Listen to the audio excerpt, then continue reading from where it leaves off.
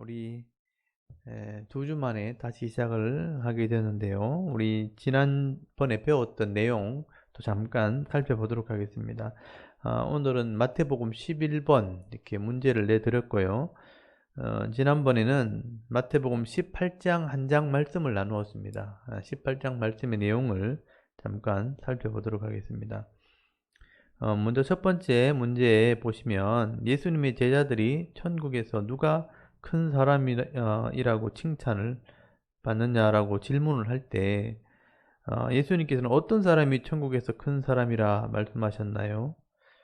아마 이때가 이제 예수님의 사역 거의 말기쯤 되었기 때문에 제자들도 예수님이 하나님 나라의 왕이 되면 또는 그 당시에 예수님이 지도자가 되어지면 어떤 사람이 높은 지위를 얻게 되는가, 거기에 대해서 좀 궁금한 것을 질문한 것 같아요. 그래서 예수님께서 여기 18장 4절 말씀, 3절에서부터 4절 말씀 보시면 어린아이 하나를 이렇게 데리고 오시면서 이 어린아이 같지 않으면 천국에 들어가지를 못할 것이다, 그렇게 말씀하시고, 이 어린아이 같이 자기를 낮추는 사람이 천국에서 큰 자라, 이렇게 칭찬을 듣게 될 것이라고 말씀하셨죠. 그래서 이 어린아이 같은 그런 마음을 예수님께서 먼저 말씀을 하십니다. 그러니까 이 어린아이 같은 마음을 가져야지만 천국에 들어갈 수 있다. 이건 순수함을 의미하는 거죠. 어린아이 같이 하나님 말씀을 그대로 이해하고 받아들일 때 하나님 나라 말씀을 통해서 믿음을 가지고 하나님에 대한 믿음, 말씀에 대한 믿음, 구원자에 대한 믿음, 그 믿음을 이해할 때 하나님 백성이 된다는 것이고, 또 이렇게 되면 결코 교만하지 않는다. 그래서 이런 어린아이 같이 자신을 낮추는 사람, 겸손한 사람을 얘기하는 겁니다. 이런 사람이 결국은 하나님 나라에서 칭찬을 받게 될 것이다. 근데 그렇게 될 수밖에 없어요. 하나님 말씀을 읽고 또 하나님의 이 말씀에 대한 삶을 가지고 자신을 적용하게 되어지면 내가 부족하다는 것을 알기 때문에 늘 겸손할 수밖에 없습니다. 그런 사람들이 결국은 하나님께 인정을 받는 것입니다. 그래서 그 당시의 제자들의 마음에는 이런 하나님의 나라의 백성이라기보다는 자신이 이 땅에서 예수님을 통해서 어떤 지위를 얻게 될까, 아마 그런 욕심이 있었다는 것을 알 수 있게 되죠. 오늘 19장을 보시고 쭉 뒤에 쭉 보시면 그런 내용들이 나오게 될 겁니다. 그래서 이 당시의 제자들은 이 땅에서 높은 지위를 얻게 되는 사람에 대한 욕심을 얘기했다면, 예수님께서는 하나님 나라 백성들의 어떤 마음들을 이야기했다라고 볼 수가 있는 겁니다. 그리고 두 번째 보시면 예수님께서는 하나님을 믿는 작은 자 중에 하나도 업신여기지 말라고 말씀하시면서 그들의 무엇이 하늘에 계신 내 아버지 얼굴을 항상 배옵느니라, 이렇게 말씀을 하시죠. 여기에 무엇이 이 작은 소자, 어린아이의 업신여김을 하나님께 구하게 될까요? 여기 질문의 그 답을 보면 마태복음 18장 10절에 나오죠. 거기 보시면 그들의 천사들이라고 되어 있기 때문에 이 작은 어린아이 하나라도, 작은 중에 한 사람이라도 그들에게 천사가 있다, 이런 표현을 하시는 것을 보면서 천사들의 사역을 예수님께서 말씀하신 겁니다. 그래서 이 어린아이 같은 한 사람이라도 하나님이 지키신다, 하나님이 보호가 있다는 것을 우리가 어느 정도 알고 있죠. 하나님이 우리를 만드셨고 이 땅에 태어나게 하셨고 이 땅을 주관하시는 분이 하나님이니까 우리를 다 지켜주신다라고 막연하게 우리가 믿고 있는데, 예수님의 말씀은 각 개인에게 어린아이 하나라도 하나님이 그 천사를 통해서 보호하신다. 그래서 그들의 천사들이라고 표현한 걸 보면 우리 각 개인에게 하나님께서 보호하시기 위해서 맡겨놓은 천사들이 있다라는 의미에서 이런 말씀을 하신 거죠. 그래서 우리가 눈에 보이지 않는 영적인 세계가 분명히 있고 귀신들도 존재한다는 것을 우리가 안다면 천사들도 존재하는 것이죠. 그래서 천사들이 택한 백성을 보호하기도 하고 때로는 섬기는 일을 한다. 제가 한 군데 더 말씀을 참고해서 보면 여러분 히브리서 1장을 보시면 그 천사와 예수님을 비교하는 그 말씀이 나오죠. 히브리서에 보면 천사를 숭배하는 사상이 유대인들에게 있었습니다. 어떤 천사가 있다는 것을 알고 있었기 때문에 천사를 숭배도 하고 천사에게 기도하고 막 이랬단 말이죠. 그래서 이제 히브리서 기자가 그런 천사를 숭배하는 사상은 잘못된 거다. 천사를 숭배하기보다는 예수님을 믿어야 된다. 그래서 천사와 예수님을 비교하면서 천사의 어떤 사역들을 설명을 하게 되죠. 그 1장 14절 제일 마지막에 보시면 모든 천사들은 섬기는 영으로서 구원받을 상속자들을 위하여 섬기라고 보내심이 아니냐 이런 말씀이 나오죠. 그래서 모든 천사들은 여기 섬기는 영이다 라고 되어 있고 구원받을 상속자면 성도를 말하는 겁니다. 하나님의 백성으로서 하늘의 상속자, 하나님의 기업을 얻을 자를 섬기라고 보낸 영적인 존재다. 그렇게 볼 수 있는 거죠. 그래서 이 천사는 존재하고 있고요. 그 히브리서 1장 7절에도 보면 또 천사들에게 관하여는 그는 그의 천사들을 바람으로 또 그의 사역자들을 불꽃으로 삼으시느니라. 바람으로 또는 불꽃으로 이런 표현은 뭐냐면 바람처럼 또는 불꽃처럼 어떤 일을 하는 사역자가 바로 천사들이다. 바람이 불면 이렇게 나무가 흔들리고 태풍이 불면 이렇게 뭐가 날아가고 이렇게 하잖아요. 그리고 불꽃이 태워지면 사라지고 이렇게 불태워지고 하는 어떤 일을 하는 것처럼 천사들도 영적인 존재로서 이런 일을 하는 존재다 하는 것을 표현하는 겁니다. 그래서 이 하나님께서는 전체를 다스리시고 주관하시지만 때로는 영적인 존재 천사를 통해서 우리 성도들을 돕기도 하고 또 일하기도 하고 또 우리 심적으로 우리가 마음으로 깨닫고 역사하고 하는 것은 하나님이 직접 하시죠. 성령을 통해서 마음에서 깨닫게 하시고 역사하시지만 이 외부적인 활동 속에서는 물리적으로도 천사들의 활동이 있을 수 있다 하는 것을 의미하는 겁니다. 그래서 이제 많은 영화에도 보면 이렇게 보이지 않는 천사를 의인화해서 막 이렇게 기적을 행하는 그런 모습으로 사람의 모습으로 그렇게 표현하는 것을 보게 되죠. 실제로 구약에도 보면 하나님의 사자들이라고 되어 있지만 하나님의 천사들이 사람의 모습으로 나타나서 때로는 말하기도 하고 때로는 이렇게 잘못된 것을 바로 잡아주기도 하고 이런 일들 하는 걸 보면 분명히 천사들의 사역이 있다는 것을 알 수가 있죠. 그래서 우리가 이 예수님의 이런 설명을 통해서 천사들의 사역이 있다는 것을 우리가 인지를 할 수 있습니다. 그래서 하나님께서는 우리가 때로는 기도하고 믿음으로 살려고 하면 이런 마음의 감동으로도 도우시지만 이런 천사들을 통해서도 물리적으로 우리를 도울 수 있다 하는 것도 기억을 하시면 좋겠습니다. 그리고 세 번째, 예수님께서는 어린아이 한 사람의 영혼이 귀하다는 것을 설명하시기 위해 우리 안에 있는 99마리 양보다 우리 아내가 우리 아내죠. 우리 안에 있는 99마리 양보다 어린 어떤 양을 더 기뻐하신다 그렇게 말씀하나요? 예수님께서 비유로 그렇게 설명하셨죠. 그래서 거기 보면 길을 잃은 양을 찾지 않겠느냐 그러면서 길을 잃지 아니한 99마리 양보다 그러니까 우리 안에 길을 잃어버리지 않는 99마리 양보다 길을 잃어버리고 찾지 못하는 그런 양을 찾았을 때 더 기뻐하신다. 그런 표현을 쓰게 되죠. 그래서 하나님께서는 한 영혼이라도 잃어버리지 않기를 원하신다는 그런 마음을 표현하게 되는 것입니다. 그래서 거기 18장 14절에 보면 이와 같이 이 작은 자 중에 하나라도 잃는 것은 하늘에 계신 너희 아버지 뜻이 아니니라. 이걸 뒤집어서 얘기하면 한 사람이라도 구원하기를 원하신다. 그게 하나님 마음이라는 것이죠. 그래서 우리는 교회가 잃어버린 양이라고 표현할 때 목자의 심정이 잃어버린 양이라면 우리는 잃어버린 영혼이죠. 그러니까 신앙을 잃어버렸다든지 아니면 또 바른 신앙을 가지지 못했을 때 이렇게 어려워하는 사람들이 바른 신앙을 가지도록 하는 것이 하나님 뜻이라면 우리가 그런 일을 해야 된다. 그런 것을 의미하는 거죠.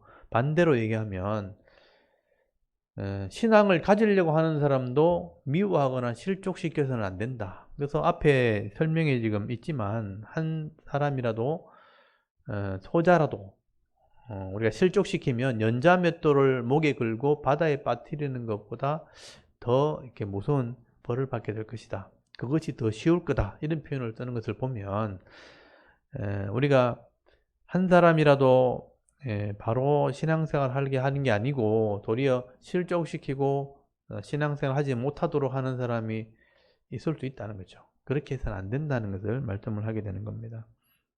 그래서 여기 예수님께서 계속 이 18장에서 얘기하고 있는 것은 누가 천국에서 큰 자라는 질문에서 나온 거거든요. 그래서 누가 큰 자라는 질문 안에는 내가 크게 되고 싶다. 그렇다면 다른 사람을 이렇게 이겨야 되잖아요. 그래서 미워하고 밀어내고 이런 모습이 있었다는 겁니다. 그래서 이런 작은 자 한 사람이라도 실족시키면 안 된다. 그 사람도 하나님 귀하게 여기신다. 이런 표현을 하기 위해서 이런 잃어버린 양의 비유도 예수님께서 하시는 거죠. 우리 교회를 이렇게 돌아보라는 얘기죠. 교회에서 서로 직분을 얻으려고 아니면 많은 사람들에게 인정을 받으려고 막 이렇게 경쟁하듯이 신앙생활 하는 것은 잘못된 거죠. 그래서 도리어 바로 살지 못하고 제대로 된 신앙을 하지 못하는 사람들 도와주는 잃어버린 양을 위해서 말씀을 가르치고 섬기는 것이 우리가 해야 될 일이지, 이 공동체 속에서 잘 되려고 높아지려고 막 이렇게 권위를 가지려고 이렇게 하는 것은 성도답지 못한 것이다 하는 얘기를 예수님이 지금 계속 하고 있는 겁니다. 그래서 잃어버린 양, 소자, 어린아이 이런 한 사람도 우리가 소중히 여겨야 된다 하는 얘기를 계속 예수님께서 하시게 되는 겁니다. 그 다음에 5번째 질문해 보시면 네 번째 질문이죠. 네 번째 질문해 보시면 네 형제가 조가 아니고 죄입니다. 죄를 범하게 되면 그 사람과 만나 상대에게 권고하고 만일 듣지 않으면 한두 사람을 데리고 가서 두세 증인의 입으로 말마다 확정하고 그래도 듣지 그대로가 아니고 그래도 듣지 않으면 어디에 말하라고 말씀하나요? 마태복음 18장 17절에 보면 이것도 한 사람에 대한 얘기예요. 한 사람이 비록 죄를 지었다 할지라도 실수했다 할지라도 교회가 그 사람을 대할 때 막 따돌리거나 정죄하거나 쫓아내거나 이렇게 하지 말고 그 사람이 직접 가서 권고해보고 안 들으면 두세 사람이 확정을 내서 증인을 데리고 와서 권고해보고 그래도 듣지 않으면 교회에 얘기해라. 공회. 다 예배를 진행하는 중에 하나님 이름으로 모인 공회에서 그걸 다루어라 이 말이죠. 그래서 공적인 자리에서 그 사람을 권고하고 바로 잡아주라는 겁니다. 그런데도 거부하면 이 사람은 돌이킬 마음이 없는 거예요. 그래서 이방인처럼 여기라 또는 세리처럼 여기라 죄인처럼 여기라 했는데 이 말도 사실은요 하나님께 맡기라 이런 의미입니다. 하나님께서 알아서 하실 문제다.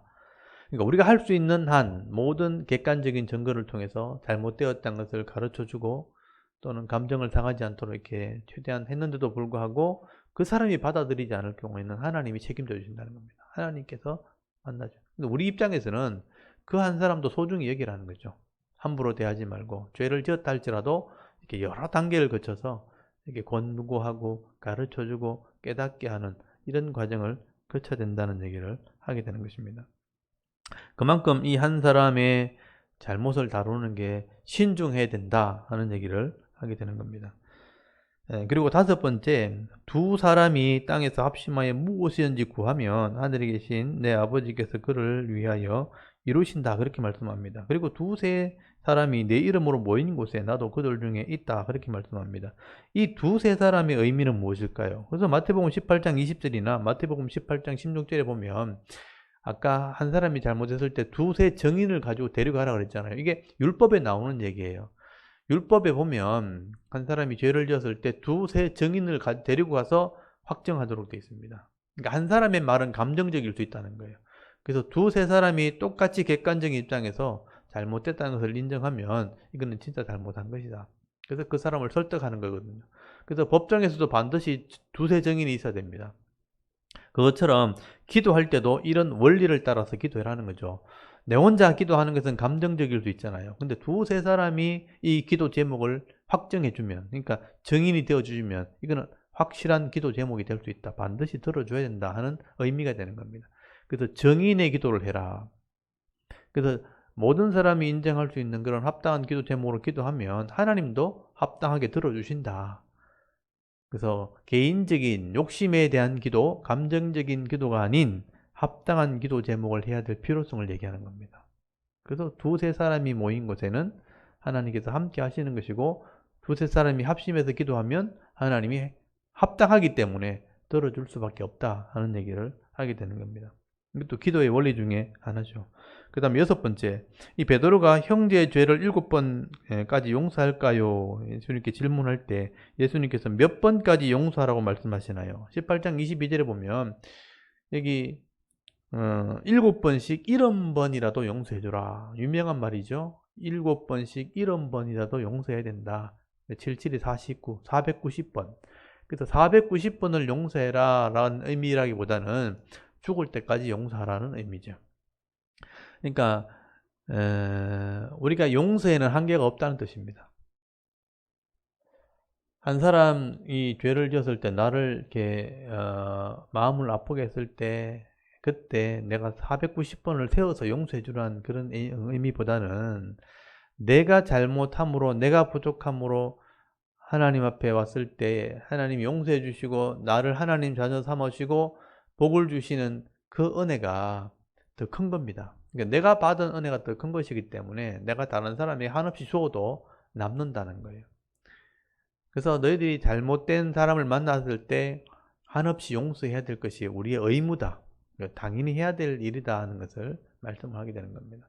그래서 뒤에 보면 이 달란트 비유죠. 그 1만 달란트 빚진 자의 비유를 예수님께서 말씀하신 거죠. 1만 달란트 빚진 이 사람이 빚을 탕감해 주죠. 근데 자기에게 100데나리온 빚진 사람의 그것을 용서하지 못해서 감옥에 집어넣을 때 그 주인이 1만 달란트를 탕감해 주었는데 자기한테 빚을 낸 100달란트를 용서하지 못해가지고 그걸 받아내려고 감옥에 가두는 것을 보면서 은혜가 없는 거죠. 그래서 이 사람을 다시 감옥에 집어넣는 그런 비유를 말씀하신 거죠. 그래서 이 달란트의 돈을 한번 계산해 보라고 제가 이제 말씀을 드렸는데, 여기 마지막 7번째 질문이 그겁니다. 예수님께서 내가 하나님의 은혜로 구원받은 백성이 되었다면 다른 사람들에게 한없이 용서해야 한다고 말씀하시면서 1만 달란트 빚진 자의 비유를 말씀하십니다. 이 1만 달란트를 오늘날 화폐로 계산하면 얼마나 되는 돈인가요?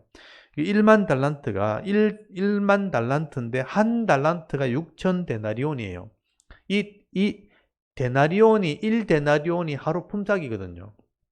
그래서 바로 품삯을 얼마를 잡느냐에 따라서 이 1만 달란트 금액이 달라지죠.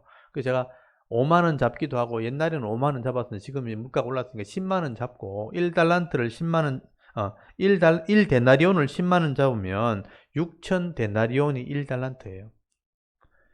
그래서 6,000데나리온을 또 1달란트니까 이걸 1만에 만 원을 곱하게 되어지면 6조가 됩니다. 6조. 6조란 돈은 우리 평생에 만져볼 수 없는 돈이잖아요. 6조 있어요? 아직 없죠. 우리는 6조에 1조에 뭐 1000조, 1조에 1000억, 100억, 10억, 1억도 사실 쉬운 돈이 아니잖아, 우리에게는. 근데 이 6조란 돈을 용서받았다. 한번 생각해 보십시오. 내가 6조의 빚을 냈는데 그걸 안 갚아도 된다 하고 용서받았던, 평생 다 써도 남을 거 아니에요. 맞죠? 그러니까 100데나리온의 빚을 이렇게 자기한테 빌려간 사람한테 1조를 용서받아 놓고 그걸 받아내려고 감옥에 집어넣는다는 것은 그건 은혜를 모르는 거죠. 은혜를 모르는 거. 그러니까 내가 하나님의 자녀가 되고 내가 구원받았다는 것은 이 6조 원의 돈을 내가 탕감받은 거랑 마찬가지예요. 그래서 내가 하나님 백성 되었고 예배도 드릴 수 있고, 내가 이렇게 죽어야 될 사람이 이렇게 태연하게 살 수도 있고, 감옥에서 들어가야 될 사람이 지금 이렇게 부를 누리고 있고 행복을 누리고 산다는 거예요. 그러면 내한테 잘못한 사람은 얼마든지 용서해줘도 돼요. 평생을 용서해도 돼요. 함부로 말하는 아내, 함부로 말하는 남편 용서해주세요. 말 안 듣는 아들들 용서해도 돼요. 내한테 거짓말하고 못했게 한 사람들 용서해도 돼요. 그 정도는 용서해주고 살아도 된다는 거예요.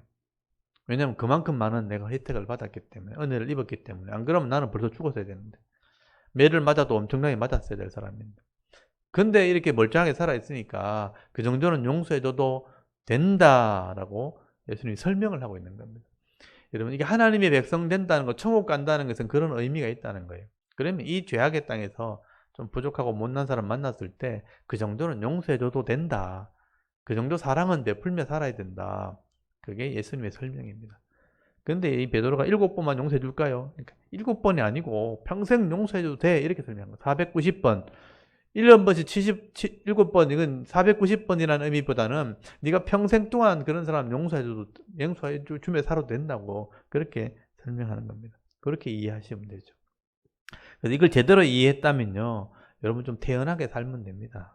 어차피 세상은 하나님 믿지 않으면 욕심과 죄로 이렇게 뭉쳐있는 사람들이죠. 그런 사람 만났을 때 원래 저렇구나 하고 그냥 넘어가 줘야 되는 게 우리의 마음의 넓이가 돼야 되는 겁니다. 근데 그거 용서 안 해주고 꽁하게 해가지고 저거 내가 참 갈봐야지, 내가 기회가 되면 저거 하면 내가 뭐 뒤통수 한번 때려야지, 이러고 살면 안 된다는 거예요. 그러면 내가 옹졸한 사람이고 내 은혜가 없는 사람입니다. 이 6조 원이라는 은혜를 모르는 사람이죠. 아니면 6조 원의 은혜를 혜택을 받아놓고도 더 받기를 원한다면 그건 욕심이죠. 우리 인간의 욕심입니다. 그래서 이 비유를 좀 이해하면 구원받는다는 게 어떤 것이구나, 하나님의 은혜가 어떤 것이구나 하는 것도 알게 되는 것입니다. 그리고 오늘 19장을 배울 텐데 19장 하기 전에 족보를 빨리 또 정리를 합시다. 2주 지났으니까 또 까먹었겠죠. 아담의 10대 손, 아담, 셋, 에노스, 게난, 마할, 랄렐, 야렛, 에녹, 무두셀라, 라멕, 노아. 홍수 심판 이후에 셈을 통해서 아브라함이 나오죠. 셈의 10대 손, 셈, 아르박사, 셀라, 에벨, 벨렉, 루, 수룽, 나울, 데라, 아브라함. 아브라함에서부터 솔로몬까지 아브라함, 이삭, 야곱. 야곱의 12아들 중에 유다. 유다에서 베레스, 헤스론, 람, 아미나답, 나손, 살몬, 보아스, 오벳, 니세, 다윗. 그 다음에 솔로몬. 솔로몬이 우상을 섬기면서 나라가 둘로 나눠집니다. 북쪽 이스라엘은 멸망당한 모델, 남쪽은 믿음을 이어간 모델이에요. 멸망당한 모델은 서로 죽고 죽이고 반란을 일으킵니다. 여로보암부터 시작해서 여로보암, 나답, 반역, 바하사, 엘라, 반역, 시므리, 반역, 오므리, 반역. 오므리, 아합, 우상 섬겼죠. 그래서 아하시아 난간에 떨어져 죽고 요람 활에 맞아 죽습니다. 예후가 다 죽이고 또 심판해서 4명의 아들 나오죠. 요아스, 여로보암 밑에 스가랴, 또 반역, 살룸 머나힘이 반역, 브가히아가 아들이고요. 베가가 반역, 호세아 반역. BC 722년에 아수르에서 다 잡혀가서 포로로 잡혀가서 썩여버립니다. 그래서 북쪽 이스라엘은 혼혈 족속 혼합 종교가 돼버려서 망해버리죠. 남쪽은 솔로몬의 아들 르호보암, 아비암, 아사, 아비암까지 좀 타락했죠. 아사가 새롭게 개혁을 합니다. 마지막에 다리의 병들어 죽고, 그 다음에 요사밧 두 번째 개혁을 합니다. 근데 아합의 딸을 데려오는 바람에 4명의 아들이 쭉 타락해요. 그래서 요사밧의 4명의 아들이 누구냐면 요람, 아하시아, 그 다음에 아달리안 자기 어머니고요. 요아스, 아마시아, 4명의 우상을 섬기고 타락합니다. 그리고 우시아가 개혁을 해요. 3번째 개혁이죠. 문둥병을 내 죽죠. 요담, 아하스가 아카나이고, 그 다음 머나세가, 아하스 다음에 히스기야가 4번째 개혁을 합니다. 히스기야가 15년 더 사는 바람에 타락을 해요. 그래서 머나세가 태어나서 나라가 망한 거예요. 머나세, 아몬, 요시아 때 일꾼을 키우려고 잠깐 말씀을 가르치고, 요아하스 애굽에 잡혀가 죽고, 요야김 1차 포로, 요야긴 2차 포로, 시드기야 3차 포로에서 나라가 망하고 바벨론 포로 잡혀갑니다. 그래서 회개해서 돌아옵니다. 돌아와서 성전이 무너졌지만 다시 세워져. 이렇게 잡혀간 사람이 여고냐, 스알디엘, 스룹바벨 때 돌아와서 성전을 지어요. 그 다음에 아비훗, 엘라김, 아소르, 사독, 아킴, 그 다음에 엘리훗, 아비훗, 엘리훗, 엘라살, mat단, 야곱, 요셉, 그 다음에 예수님이 태어나서 하나님의 뜻대로 죄 문제를 해결하시죠. 그리고 성령이 오셔서 믿게 하셔서 이방인의 복음을 전하셔서 지금 교회가 생긴 겁니다. 그리고 이방인이 다 돌아오면 나중에 유대인이 돌아오죠. 그러면 더 이상 돌아올 사람 없으면 세상이 끝납니다. 그리고 원래대로 돌려놓는 게 하나님의 구원 역사입니다. 하나님 그렇게 하시겠다는 거예요. 우리는 그냥 정신없이 지금 살아간다고 내 살기 바쁘지만 하나님께서는 그런 구원의 역사를 지금 이루어 가시는 게 이 세상의 모습이라 그렇게 성경은 설명하는 겁니다. 다른 설명할 길이 별로 없어요. 그래서 이런 하나님의 구원 계획을 족보를 통해서 좀 잘 이해하시면 좋겠고요. 오늘은 마태복음 19장을 펴놓으시고, 마태복음 19장, 이제 예수님의 사역이 마지막 3년 마무리할 때가 된 거예요. 예수님께서는 베들레헴에서 유다의 그 지파의 고향, 다윗의 고향에서 태어나셔가지고 애굽도 가셨다가 나사렛, 하나님의 구약의 예언대로 스불론 납달리 땅 나사렛에서 일을 하셨고, 어린 시절을 보내시고 일하셨고요. 그 공생애를 갈릴리 지역에서 하셨습니다. 그러니까 가난한 지역에서 하나님 말씀을 전한 거예요. 그리고 거기서 복음을 전하시고 하나님 나라 말씀을 가르치시고 하나님 나라 표적을 보여주시고, 소문이 났죠. 유대 땅에 이렇게 지도자가 태어났다, 선지자가 나타났다. 근데 예루살렘에 소문만 듣고 있었는데, 때가 되었을 때 예수님이 십자가로 죽으셔야 되는 사명이 예루살렘에서 죽으셔야 돼요. 그래서 때가 되었을 때 이제 예루살렘으로 내려오는 겁니다. 그게 3년이 끝날 때쯤이었어요. 그래서 여러분 19장 1절을 잘 보시면, 예수께서 이 말씀을 마치시고 갈릴리를 떠나 요단강 건너 유대 지경에 이르셨다. 예수님 죽으시러 예루살렘 들어가시는 장면이에요. 유대 지경이니까 이게 이제 갈릴리 호수에서 예루살렘으로 유대 지경으로 내려오려면 요단강을 따라 내려옵니다. 그래서 이 요단강 들어가기 전에 여리고라는 지역이 있고요. 여리고에서 유대 광야 지역이 있습니다.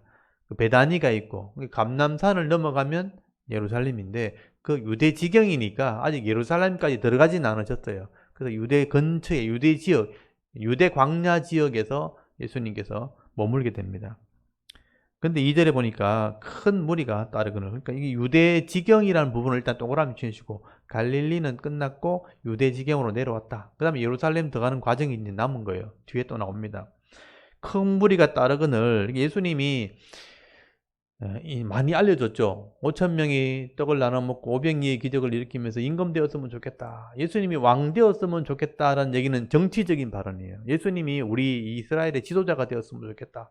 그 당시에는 로마가 다스리고 있었고, 그 다음에 종교 지도자들이 중간에서 이 백성들과 이 정치인들과 이렇게 연결하는 고리가 되어 있었거든요. 근데 이 지도자가 나타나서 이 부분을 이제 개혁을 한다면 그 정치 세력들이 굉장히 신경이 쓰이게 되는 거죠. 근데 그 사람들이 바로 바리새인들, 서기관들, 또 제사장들, 이런 사람들입니다.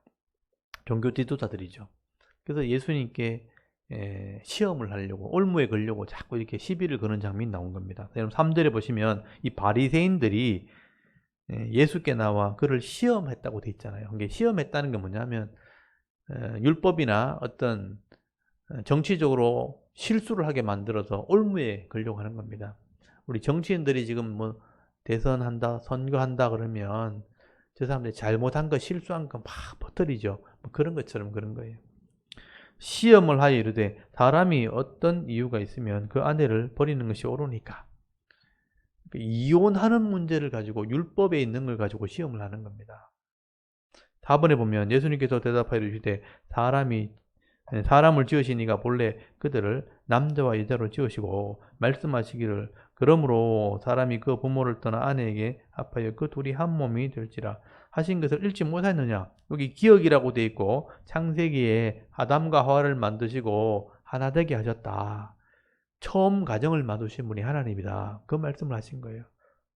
여러분, 가정, 남자와 여자가 부부 되게 하신 것, 가정을 만드신 분이 하나님이에요.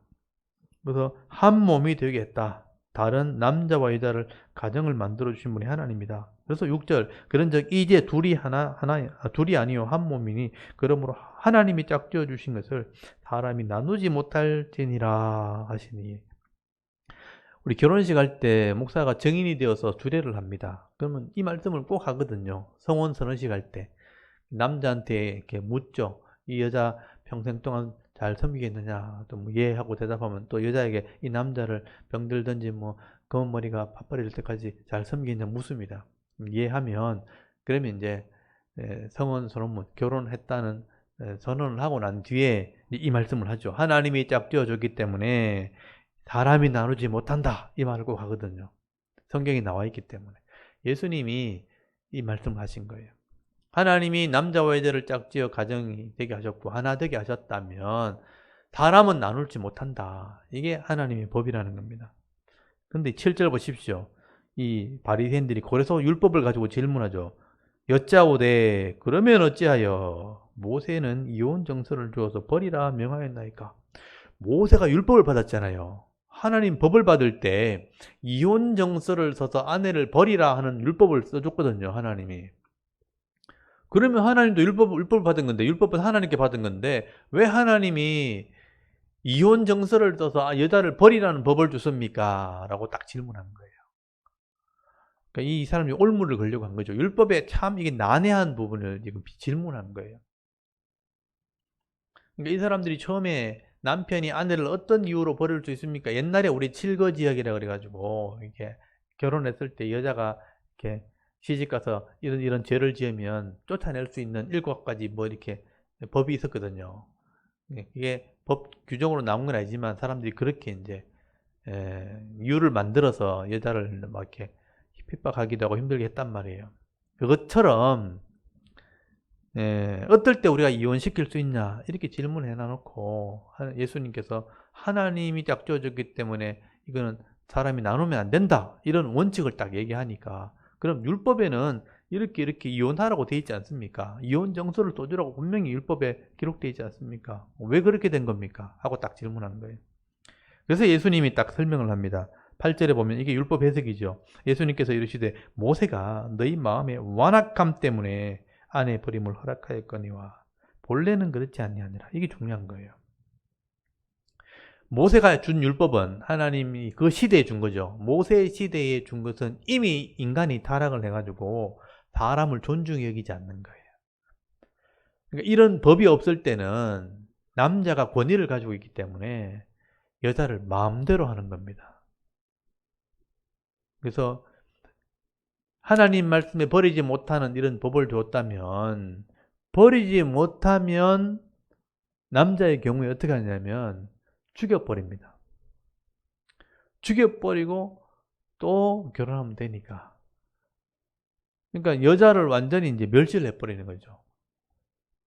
그렇게 하니까 남자가 자기 분이나 성격을 이렇게 못 이겨서 여자를 함부로 죽이는 것보다는 이런 법을 써주어서 여자를 보호하는 게 낫겠다 하는 하나의 법을 세워주신 거죠. 그게 이혼정서라는 법이에요.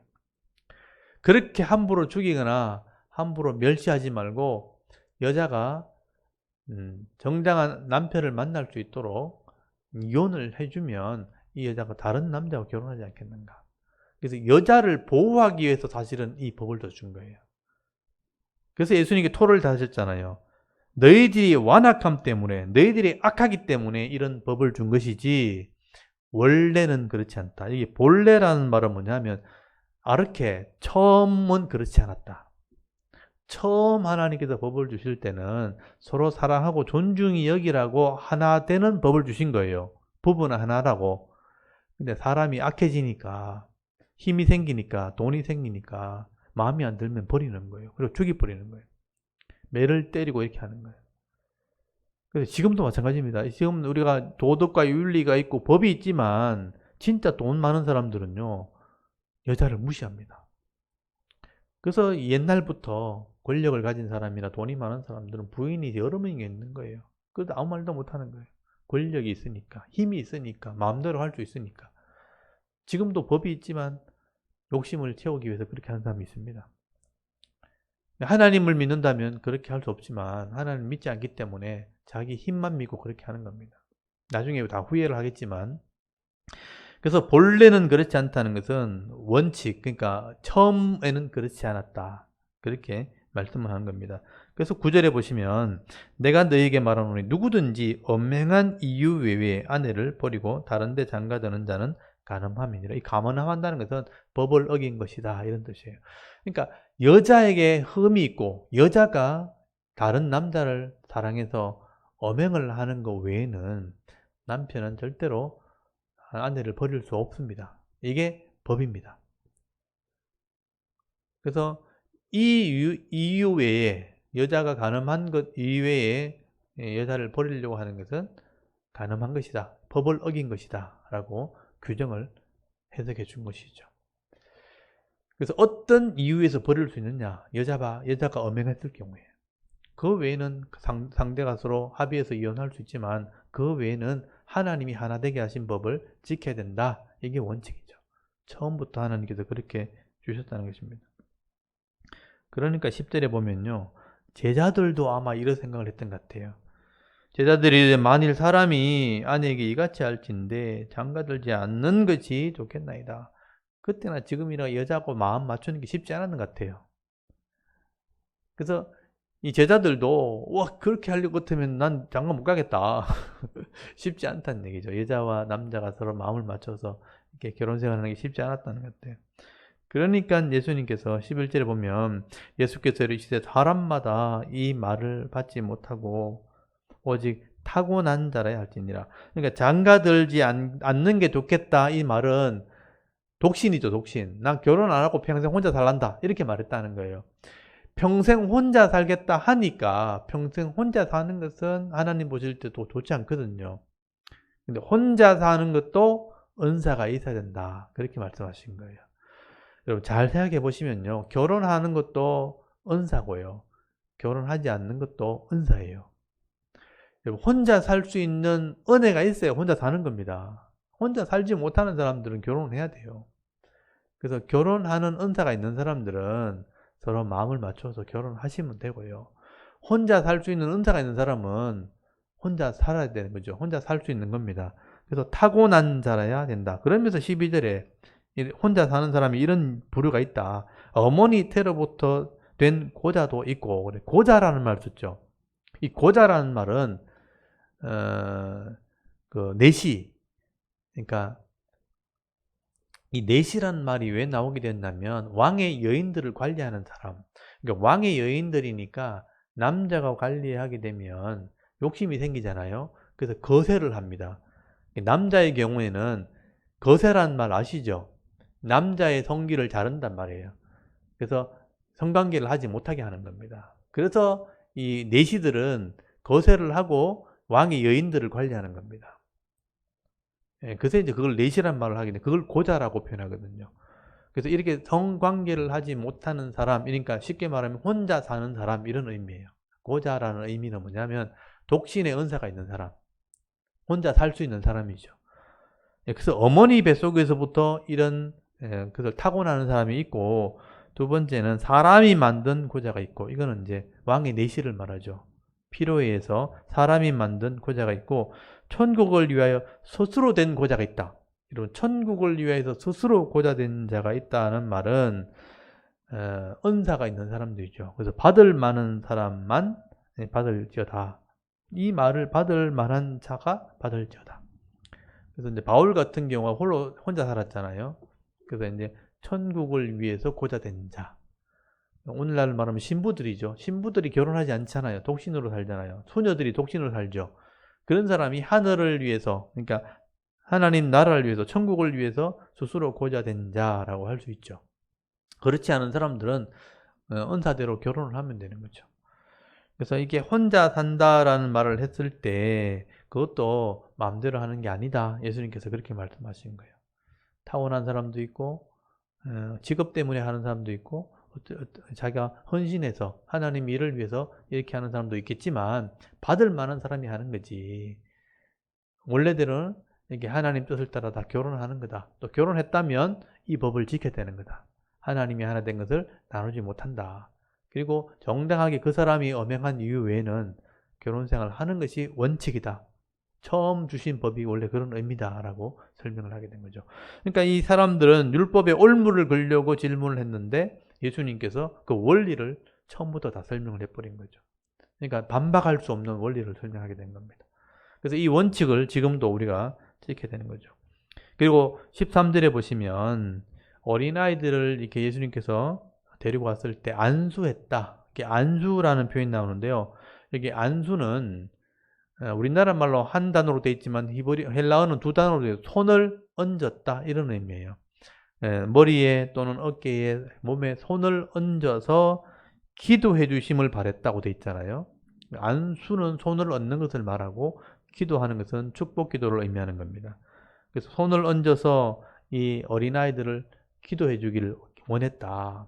이게 이제 부모의 축복 기도 또는 랍비, 스승들의 또는 축복 기도, 제사장의 축복 기도, 복을 빌어주는 기도 이런 게 있는 겁니다.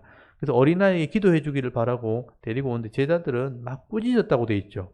그래서 14절에 예수께서 이르시되 어린아이들을 용납하고 내게 오는 것을 금하지 말라. 천국이 이런 자의 것이니라. 한 번 더 얘기하셨죠. 어린아이 같은 마음을 가진 자라가 천국에 들어갈 수 있다. 그래서 이 어린아이에게 안수하고 거기서 떠났다는 것은 기도해 주었다는 얘기죠. 이 어린아이들을 위해서 예수님이 기도해 주셨다. 그래서 어린아이에 대한 어떤 미래에 대한 소망이 있잖아요. 아직까지 순수하고 또 가능성이 있고 무엇이든지 배울 수 있는 또 어떤 길이든지 내가 이제 열 수 있는 그런 미래에 대한 소망이 있는 아이들이기 때문에 예수님께서 그들을 위해서 기도해 주셨다. 그래서 이 베드로는 어떤 욕심에 가득 차 있는지 아니면 이 제자들이 어떤 마음으로 가득 차 있는지 아이들이 가까이 오는 것을 막 이렇게 싫어했다. 쫓아냈다. 그렇게 말씀하고 있죠. 그렇지만 우리 교회는 이 어린 아이들을 축복하는 겁니다. 기도해주고 길을 열어주고 또 가능성이 있도록 도와주고 그게 교회가 해야 될 일이죠. 예수님이 그렇게 하셨던 것처럼. 그래서 교회가 이런 일을 하게 되는 겁니다. 그리고 16번째 또 질문을 합니다. 어떤 사람이라고 되어 있죠? 이 사람은 관원이라고 되어 있어요. 거기 마가복음 10장을 보면 똑같은 말이 나오죠.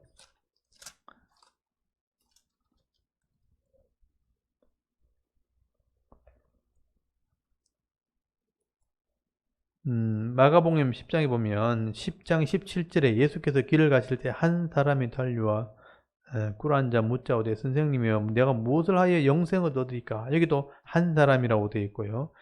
그 다음에 누가복음 18장에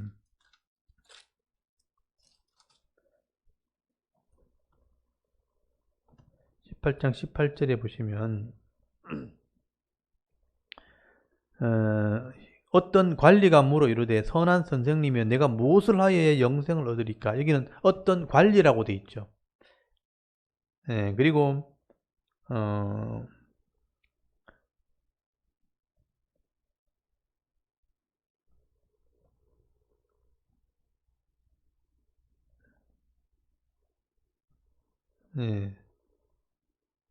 여기 관원 또는 관리라고 되어 있고 19장에는 어떤 사람 또 어떤 한 사람 이렇게 기록된 것을 보게 되죠.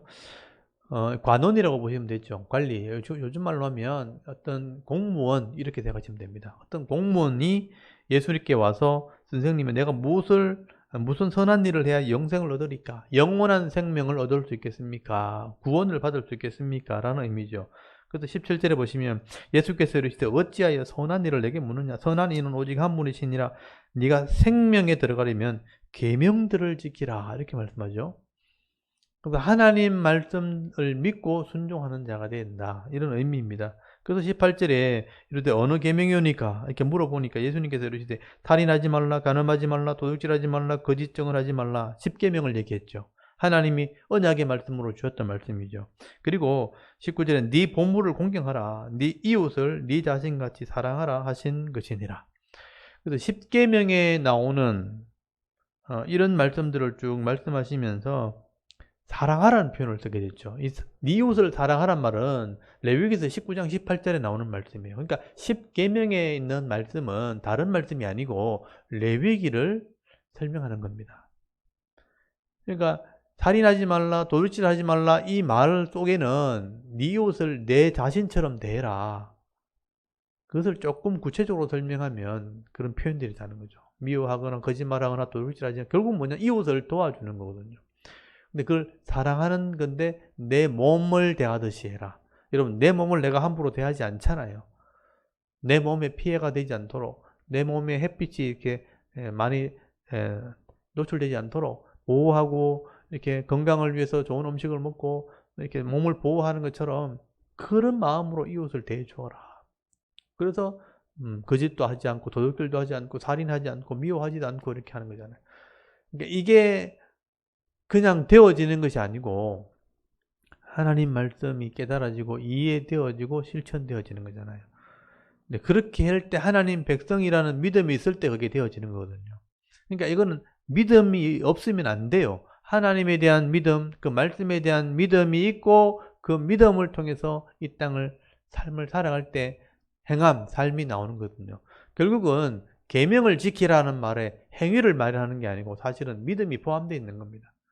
그래서 하나님을 믿는 믿음으로 그걸 실천해라. 이게 사랑을 행해라.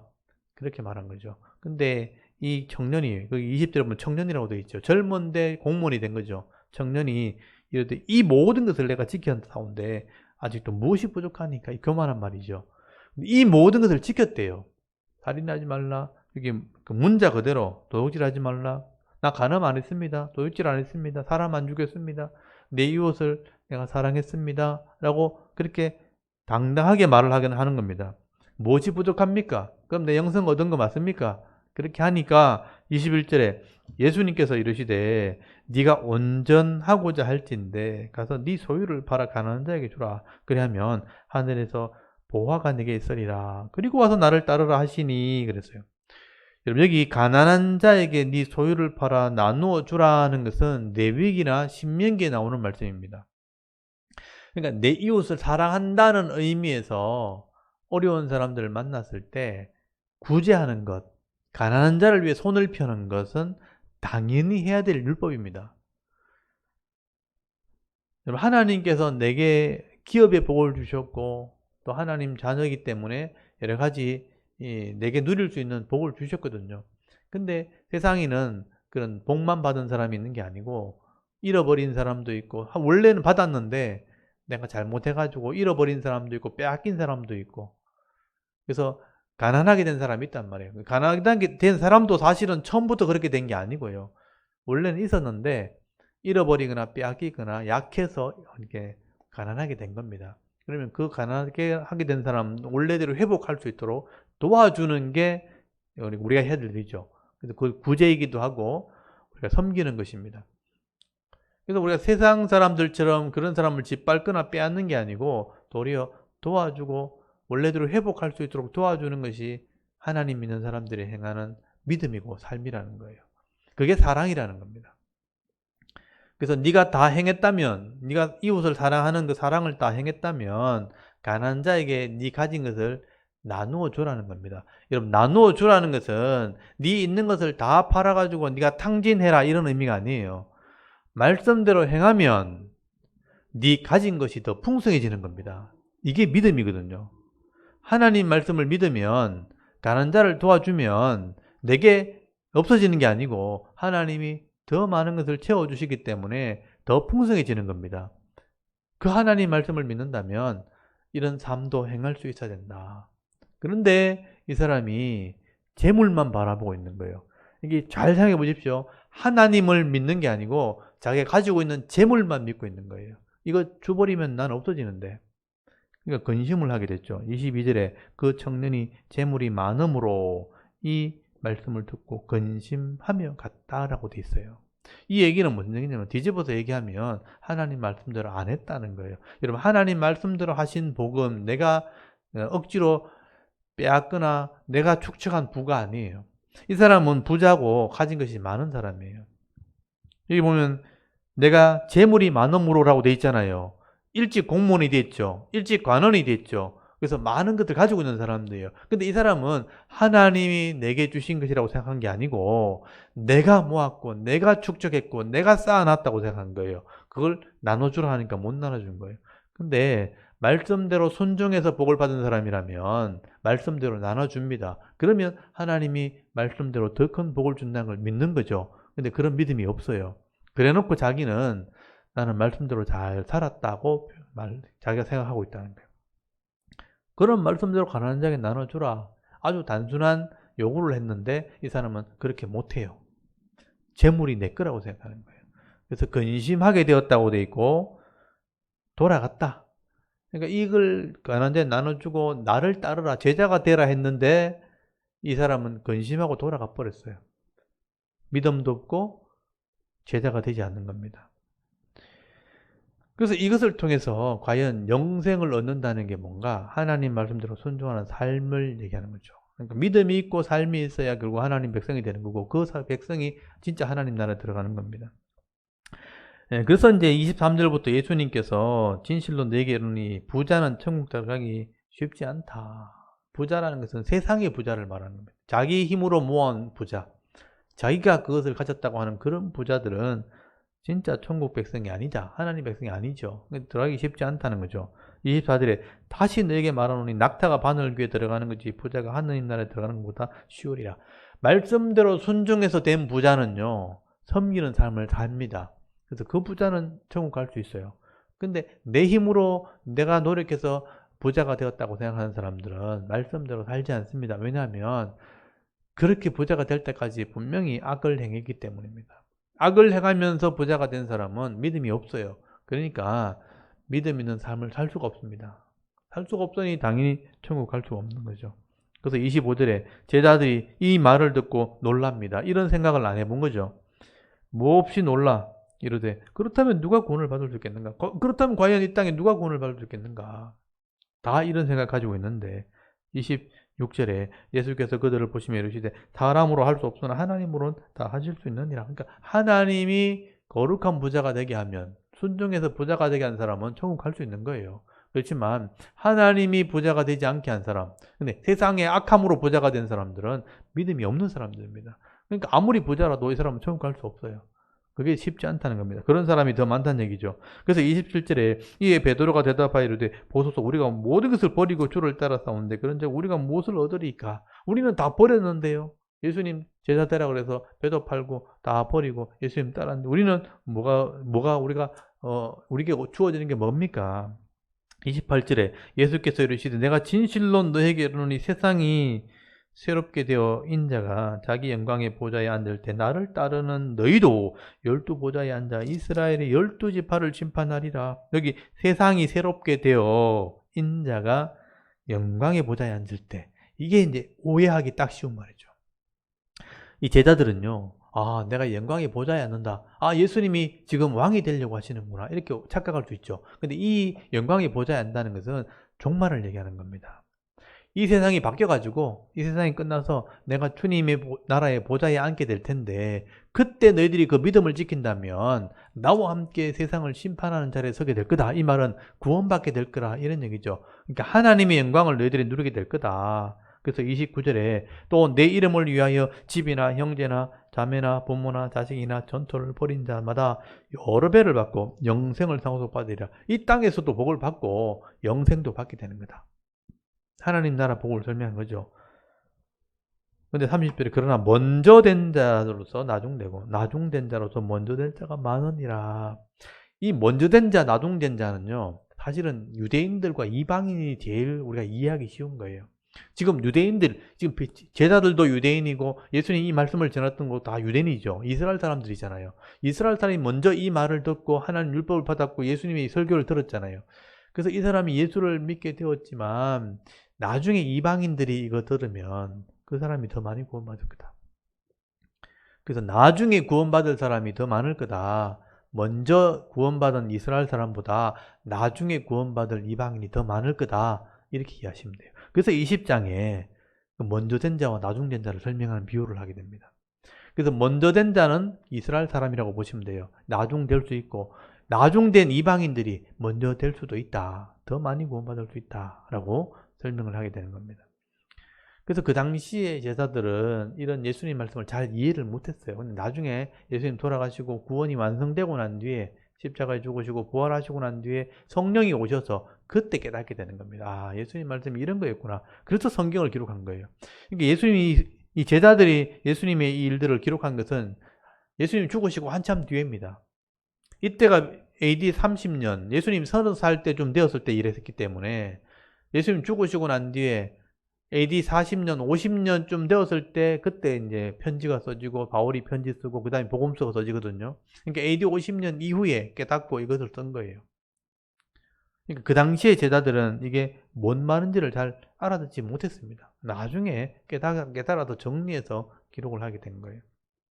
그래서 20장에 넘어가면 나중된 자와 모든 된 자가 어떤 차이인지를 설명하게 돼요. 여러분 20장 1절에 보시면요.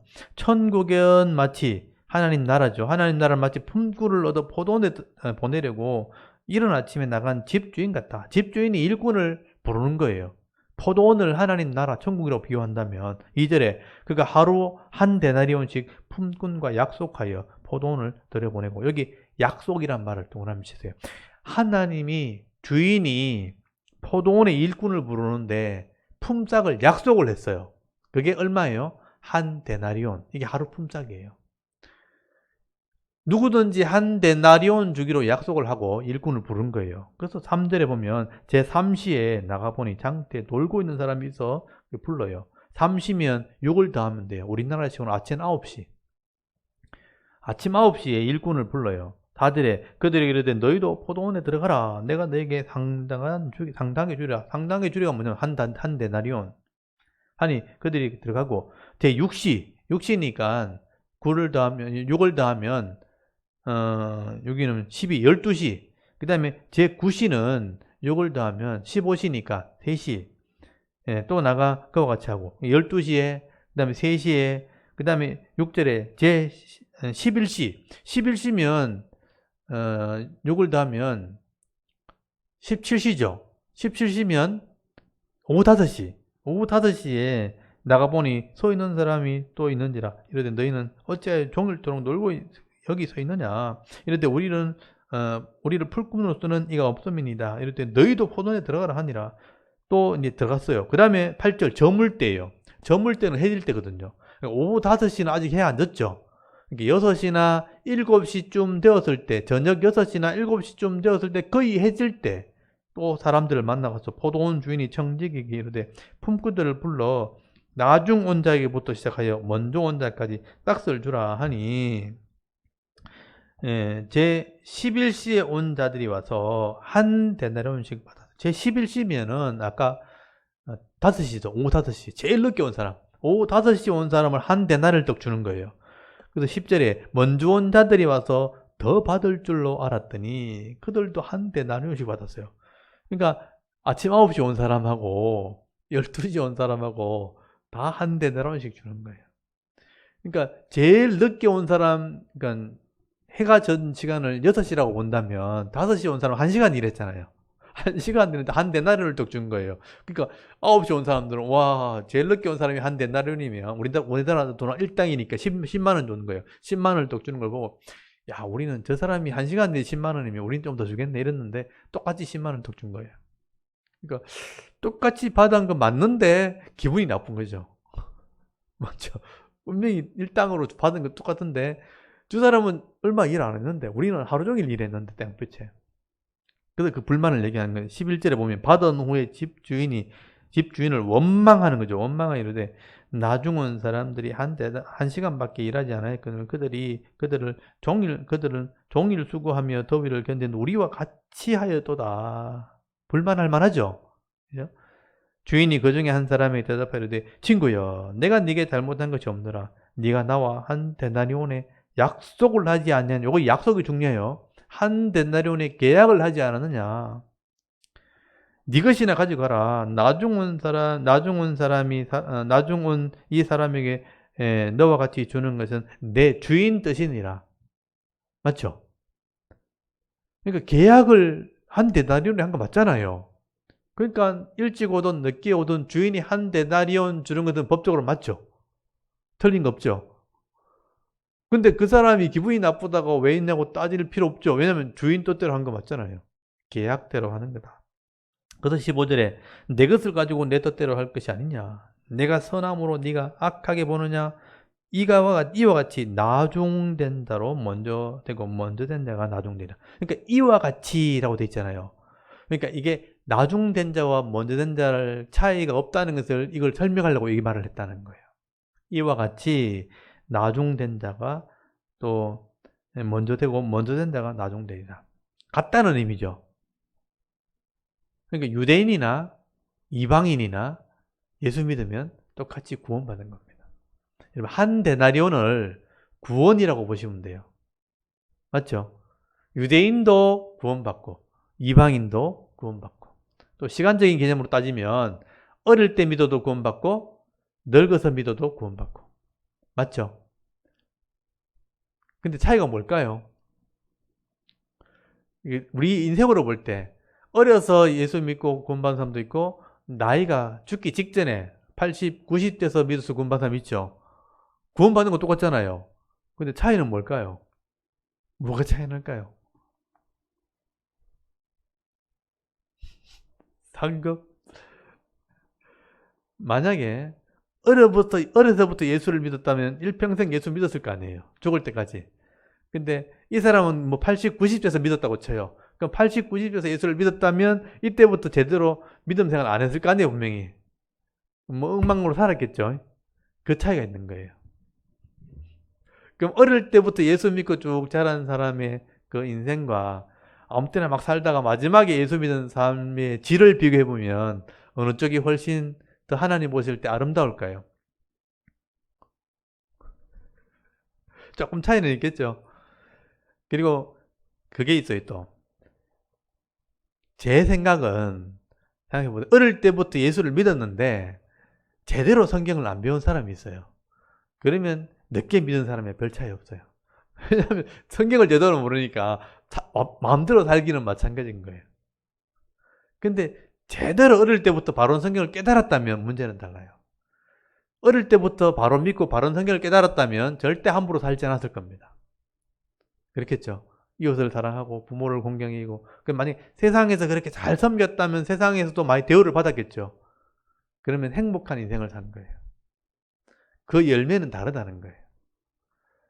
근데 내 인생 살아보겠다고 막 욕심대로 죄도 짓고 막 나가다가 살다가 이렇게 부딪히고 저렇게 부딪히고 막 인생 그 세상이 풍파다. 이래도 안 되고 저래도 안 되고 세상이 마음대로 안 되는구나. 결국 예수 믿어야 됐구나 하고 80에 예수 믿었어요. 그러니까 그 인생은 나중에 계산해 보니까 제대로 산 게 별로 없어요. 그렇겠죠. 그래서 제대로 산 사람과 제대로 살지 않은 사람은 하나님 보실 때는 분명히 다르다. 그래서 마지막에 봤을 때 그 성도의 아름다움이 다를 수 있다. 그거는 이해되시죠? 네. 그 차이는 있을 수 있지만 구원받는 것은 똑같아요. 근데 막상 천국에 가보면 아름답게 산 사람과 그냥 막 산 사람의 모양의 차이는 있을 거다. 똑같은 빛인데 빛의 밝기는 다를 거다. 이렇게 생각하면 이해는 되시죠? 구원받는 건 똑같은데 막상 가보면 조금 차이는 있을 거다. 오늘날에 뭐 좀 말로 표현하면 아름다운 드레스를 입긴 입었는데 굉장히 레이스가 화려한 보석이 박힌 레이스하고 그냥 민자 흰 옷하고 좀 차이가 있는 거죠. 레이스는 똑같은 드레스라도 그런 차이는 있을 거다. 예. 결혼한 신부의 모습은 다 똑같지만 다 아름답지만 그 아름다움의 차이는 분명히 있다. 그렇게 보시면 되죠. 그래서 이방인이 구원받는 거나 유대인이 구원받는 거나 사실은 약속으로 구원받는 거기 때문에 똑같은 겁니다. 근데 유대인들이 지금 불평을 많이 하죠. 우리가 하나님 먼저 믿었는데, 예수 먼저 믿었는데, 그렇지만 하나님 보실 때는 똑같아요. 그래서 나중된 자도 먼저 될 사람이 있다. 더 제대로 살면. 그런 말을 할 수 있죠. 그래서 이 얘기는 그 당시 유대인들을 책망하는 글이라고 보셔야 돼요. 너희들이 먼저 믿어놓고 먼저 말씀을 들어놓고 제대로 못하면 나중 믿은 사람이 더 잘 될 수 있다. 지금 그 얘기를 하고 있는 거잖아요. 그러니까 제대로 믿어라 이 얘기죠. 그리고 17절에 보시면요. 한번 보세요. 예수께서 예루살렘으로 올라가실 때 드디어 이제 예루살렘 들어가시는 거예요. 아까 유대 지경이 있었잖아요. 이제 예루살렘으로 들어가는 겁니다. 예루살렘으로 올라가실 때에 12제자가 따로 12제자를 따로 데리시고 길에 이르시되 보라 우리가 예루살렘으로 올라가노니 인자가 예수님이죠. 대제사장들과 서기관들에게 넘겨짐에 그들이 죽이기로 결의하고 법대로 죽인다는 겁니다. 이방인들에게 넘겨주어 로마인들에게 넘겨서 그를 조롱하며 채찍질하며 십자가에 못 박게 할 것이라 제3일에 십자가에 못 박게 할 것이나 제3일에 살아나리라 이렇게 얘기하죠. 십자가 순환에 대한 예고입니다. 여기 세 번째입니다. 이게 마태복음에는 여기 세 번째 나오는 거예요. 예수님이 사역을 얘기하는 겁니다. 내가 십자가의 예언대로 죽을 거고 죄사함을 위해서 죽을 거고 또 영생을 위해서 부활할 거다. 이게 내 사역이다. 근데 제자들은 어떤 생각해요? 예루살렘 들어가면 예수님이 왕 될 거다 이것만 생각하고 있는 거예요. 이게 큰 차이점이죠. 그래서 거기 20절에 보시면요. 그때에 세베대의 아들의 어머니가 그 아들들을 데리고 예수께 와서 절하며 무엇을 구하니 그랬어요. 여러분 세베대의 아들의 어머니가 누구냐면 야고보 요한의 어머니입니다. 세베대의 아들이 야고보 요한이에요. 그래서 이 사람이 와서 뭘 얘기한다면 21절에 예수께서 이르시되 무엇을 원하느냐 이르시되 나의 이 두 아들을 주의 나라에서 하나는 주의 우편에 하나는 주의 좌편에 앉게 명하소서. 이게 권력을 상징하는 거잖아요. 그러니까 이 사람들은 머릿속에 뭐가 있냐면 예수님이 왕 된다는 세계, 예루살렘 가시면 이제 갈릴리 지역에서 유명한 지도자가 되었고 기적을 행하심으로 많은 사람이 임금되었으면 좋겠다라는 소문을 들었기 때문에 이 사람이 중앙에 서울에 가면 예수님이 예루살렘에 들어가면 분명히 이 사람은 왕이 될 사람이다. 그러니까 제자들이 따라다니니까 12명이 이제 그 왕이 되면 지도자가 돼야 되잖아요. 그러니까 이 12명 중에 제일 높은 자리를 이 어머니가 가가지고 지금 청탁을 하는 거예요. 예수님 왕 되면 내 아들 둘이 한 사람 오른쪽 왼쪽 앉혀주십시오. 권력을 달라는 겁니다. 욕심이죠. 그러니까 생각이 다르다는 거예요. 예수님은 하나님 뜻을 이루러 가는데 제자들은 여전히 인간적인 눈으로 보고 있는 거죠. 그래서 22절에 예수께서 대답하여 이르시되 너희는 너희가 구하는 것을 알지 못하는도다. 내가 마시려는 잔을 너희가 마실 수 있느냐? 예수님 고난의 잔을 지금 마시려고 하는 건데 너희들이 이 잔을 마실 수 있느냐 하니까 할 수 있나이다 이렇게 얘기해요. 그래서 이 두 아들은요. 한 사람은 순교를 당하고요. 한 사람은 제일 오래 삽니다. 야고보가 제일 먼저 순교당하죠. 요한이 제일 오래 살죠. 그래서 요한계시록을 쓴 사람이잖아요. 그래서 23절에 이르시되 너희가 과연 내 잔을 마시려니와 내 잔을 마신다 그랬으니까 고난을 참여하겠지만 내 좌편에 앉는 것을 내가 주는 것이 아니라 내 아버지께서 누구를 위하여 예비하셨든지 그들이 얻을 것이라. 내 좌편이든 우편이든 하나님이 예비한 일꾼이 차지하는 거지 너희들이 갈 자리가 아니다. 하나님이 주시는 거다. 그래서 이 야고보 요한은요, 예수님의 잔을 마신다 그랬단 말이에요, 제가. 그래서 하나는 제일 일찍 죽고 하나는 제일 늦게 죽어요. 둘 다 사명을 감당합니다. 24절에 12제자가 듣고 그 두 형제에 대해 분이 여겼다고 그랬어요. 여러분, 두 사람은 가서 높은 자리에 앉혀달라 그러고 10명은 그 얘기 듣고 서로 싸우는 거예요. 어디 몰래 가가지고 말이야, 예수님한테 가서 한 자리 달라고 막 얘기하고 우리는 말하고 싶어도 입 다물고 있는데 저들끼리 막 싸우고 있는 거예요. 그래서 25절에 예수께서 제자들을 불러다가 이르시되 이방인의 집권자들이 그들을 임의로 주관하고 그 고관들이 그들에게 권세를 부리는 줄을 내가 알지거니와. 여러분 세상에 정치한 사람은 이렇게 해요. 이제 능력 있는 사람들 왕으로 이렇게 옹의를 해가지고 지도자 세워놓고 자기들이 권력을 나눠 가집니다. 상대편은 다 숙청해버리고 잘라내버리고 다 이렇게 한지우로 발령내버리고 자기들이 중앙에서 다 권력을 찾아요. 그게 정권이잖아요. 지금 정권이 바뀌면 다 그렇게 하는 거잖아요. 근데 세상의 집권자들은 그렇게 한다는 겁니다. 그런데 너희는 그렇게 하는 거 아니다. 여러분 26절에 너희 중에는 그렇지 않아야 하나니 너희 중에 누구든지 크고자 하는 자는 너희를 섬기는 자가 되고 너희 중에 누구든지 어뜸이 되고자 하는 자는 너희의 종이 되어야 하리라. 이 유명한 말씀을 하신 거예요. 교회에서 직분을 가진다든지 교회에서 예수 믿고 지도자가 된다는 것은 섬기려고 하는 겁니다. 예수님이 그렇게 하셨던 것처럼. 그러니까 하나님 나라의 법은 이웃을 사랑하는 법입니다. 그래서 28절에 인자가 예수님이 온 것은 섬김을 받으려 함이 아니라 도리어 섬기려 하고자 또 자기 목숨을 많은 사람이 대속물로 주려 합니다. 예수님 죽으러 오신 거잖아요.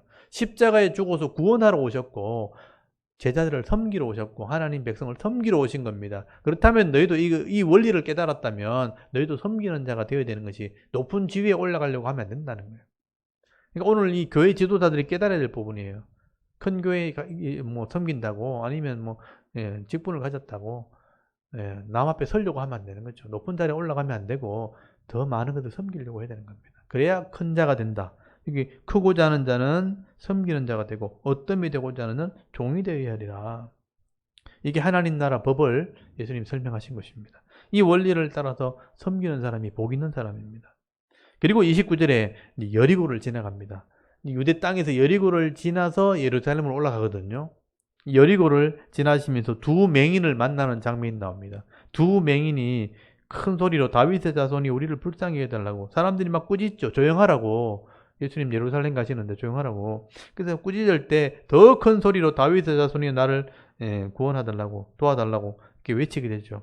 32절 예수께서 머물러 서서 그들을 불러 이르시되 너에게 무엇을 하여 주기를 원하느냐. 근데 놀라운 것은 33절에 우리의 눈 뜨기를 원하나이다. 이게 이제 의미가 있는 거예요. 보는 것이 열려야 세상을 바로 볼 수 있고 바르게 살아갈 수 있습니다. 그래서 이 사건을 하나 넣어 놓은 것은 제자들은 지금 볼 것을 못 보는 거죠. 예수님의 사역을 못 보고 있기 때문에 높은 자리 얻으려고 막 하고 있잖아요. 그래서 이 두 맹인에게 배우라는 거죠. 볼 것을 보게 하면 맹인이 되면 아무것도 못 하잖아요. 근데 볼 것을 보면 할 수 있잖아요. 그래서 34절에 예수께서 불쌍히 여기서 그들의 눈을 만지시니 곧 보게 되어 그들이 예수를 따라야 이런 보게 되어야 예수를 따르는 겁니다. 이 상징적인 의미가 있어요. 맹인처럼 가려져 있으면 우리는 예수님을 따라갈 수 없습니다. 자기 욕심을 따라가는 거죠. 근데 볼 것을 보게 될 때 바른 길을 가게 되는 거예요. 예수를 따라갔다. 두 맹인처럼 볼 것을 보는 자가 되어야 된다 하는 의미가 있는 거죠.